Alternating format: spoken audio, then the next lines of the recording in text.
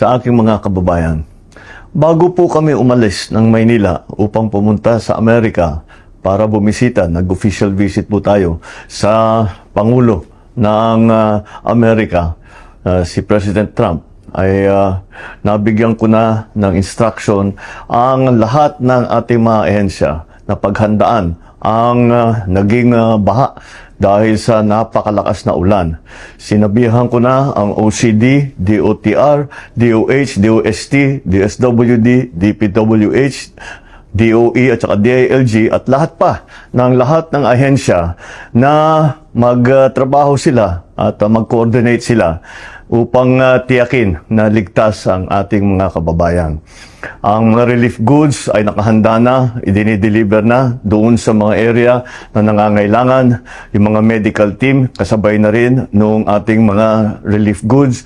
At tinitiyak natin na merong transportasyon at siyempre ay tinitiyak natin na may sapat na supply ng tubig, sapat na supply ng kuryente at lahat ito ay para sa pangangailangan ng mga naging biktima nitong pagbaha at malakas na ulan. Pakiusap ko lang po sa inyo ay pakinggan nyo po ang mga sinasabing advisory ng inyong LGU, ng national government at pakisundan lang po para naman matiyak natin na hindi kayo malagay sa alanganin. Nandito kami lagi upang magbigay ng lahat ng serbisyo na kailangan sa harap ng hamon ng climate change. Siguraduhin natin mas lalo pang mapalakas ang kakayahan ng pamahalaan na tumugon sa ganitong klaseng sitwasyon.